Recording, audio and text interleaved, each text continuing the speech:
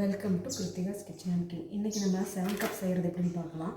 அதுக்கு 250 ml கப்பில் 1 cup கடலை மாவு கிராம் ஃப்ளோர் அதை நம்ம ஸ்டவ்வில் போட்டுக்கலாம். கடாயில் போட்டு அதை ஹீட் பண்ணுறது அதே எல்லாமே இதே கப் அளவு தான், ஆனால் ஒரு சில ஐட்டம் பால் மட்டும் வித்தியாசப்படும். இப்போ இந்த 1 கப் மாவுக்கு 1 கப் ஆயில், ரீஃபைண்ட் ஆயில் தான் ஊற்றுறேன் நான்.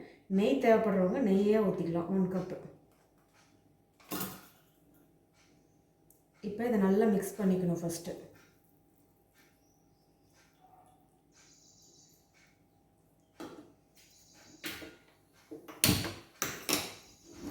லைட்டாக ஹீட் பண்ணிக்கணும் ஒரு பிளெண்டர் வச்சு.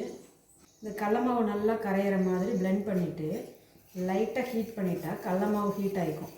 இந்த கடல மாவை நம்ம வறுக்கக்கூடாது.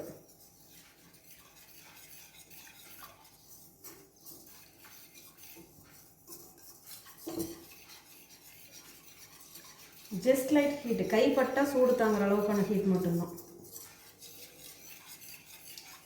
அதிகமான ஹீட் பண்ணால் கடல மாவு கலர் சேஞ்ச் ஆயிரும்.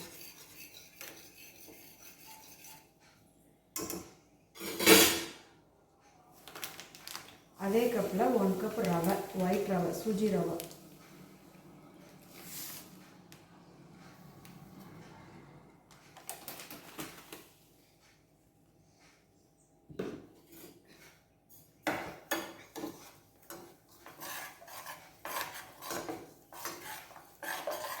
இந்த அளவுக்கு ஒரு மூடி பார்த்துக்கோங்க. ஒரு மூடி தேங்காய் ஆல்ரெடி நான் துருவி வச்சுருக்கேன், அதையும் மிக்ஸ் பண்ணிக்கலாம்.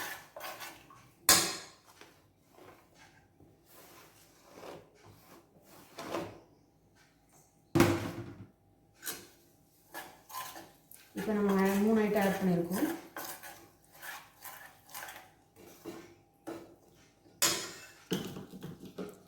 இப்போ நம்ம 2 கப் சர்க்கரை,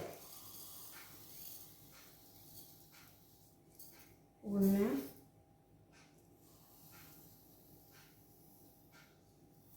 2 கப், 5 கப் ஆச்சு.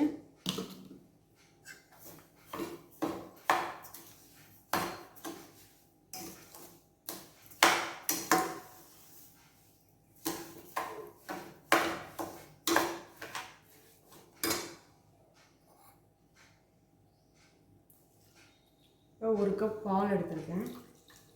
அந்த சர்க்கரைக்கு ரொம்ப அதிகமாக ஊற்றக்கூடாது.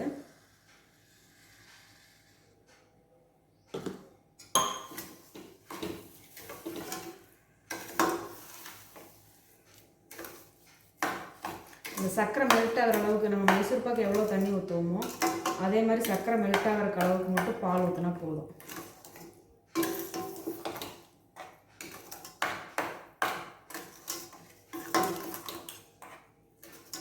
இதுக்கு வாசனைக்கு வேணுங்கிற ஏலக்காய் பொடி, கிராம்பு அந்த மாதிரி போட்டுக்கலாம். பட் போடாமே இது நல்லாயிருக்கும். நான் ஒரு 1/2 கப் தண்ணி சேர்த்திக்கிறேன். பால் போதும், அதிகமாக பால் வேண்டாம். அதனால் தண்ணி ஒரு 1/2 கப் மட்டும்.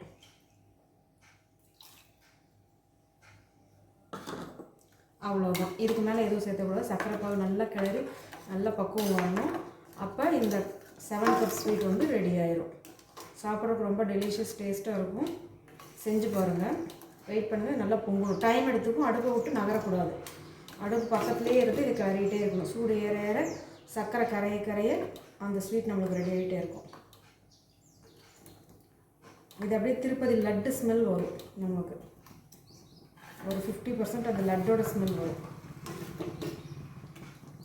நெய் விட்டோம்னா நல்லா இன்னும் டேஸ்ட்டாக இருக்கும். பட் நெய் தேவைப்படாதவங்க, நெய் சேர்த்திக்க வேண்டான்னு இருக்கிறவங்களுக்காக இந்த ஆயில், அதனால தான்.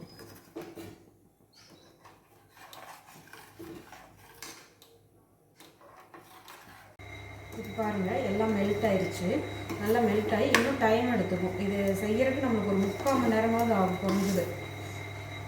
ரொம்ப அடிப்பிடிக்காமையும் பண்ணக்கூடாது, அலங்காமல் அதை கரெக்டாக எடுத்துக்கணும். ரொம்ப விட்டால் அடியிலெல்லாம் ப்ரௌன் கலர் ஆயிரும். ஒரு பிளேட்டில் நெய் தடவி வச்சுக்கோங்க. நெய் தடவி தான் அதை ஊற்றணும். ஆயில் தடவினோம்னா மேலேயும் ஆயில் ஸ்மெல்லாக இருக்கும். மேலே நெய் தடவிட்டோம்னா ஸ்வீட்டில் கொஞ்சம் நெய் ஸ்மெல்லும் இருக்கும் நம்மளுக்கு.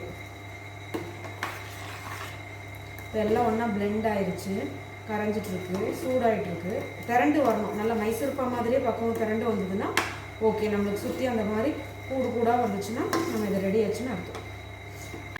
இப்போ லைட்டாக கூடு வர மாதிரி இருக்குது. லைட்டாக கூடு வர ஆரம்பிக்கும். இந்த சைடெலாம் பாருங்கள், இந்த ஃபுல்லாகவே நல்லா வரணும். இப்போ தான் ஸ்டார்ட் ஆகிருக்கு. கைவிடாமல் நம்ம இப்படியே கிளறிட்டே இருக்கணும். கொஞ்சம் இதாக தான் இருக்கும், பட் கேர்ஃபுல்லாக கைவிடாமல் கிளறிட்டே இருந்தோம்னா ஸ்வீட் ரெடியாக பக்குவமாக ரெடி ஆகிடும். இப்போ நல்ல கரண்ட் வந்துட்டுருக்கு. இன்னும் கொஞ்சம் டைம் எடுத்துக்கும். இது 3/4 பக்கம் வந்தாச்சு. இன்னும் கொஞ்சம் நேரத்தில் நம்ம இதை ஆஃப் பண்ணிடலாம். நல்லா ரெடி ஆயிடுச்சு. பப்ளி வந்து நல்லா இதாகிடுச்சு. இப்போ நம்ம தட்டுக்கு மாற்றிக்கலாம். இப்போ நம்ம இதை பிளேட்டில் மாற்றி வச்சுட்டோம். ஆறுனதுக்கப்புறம் நம்ம பீஸ் போட்டு எடுத்துக்கலாம்.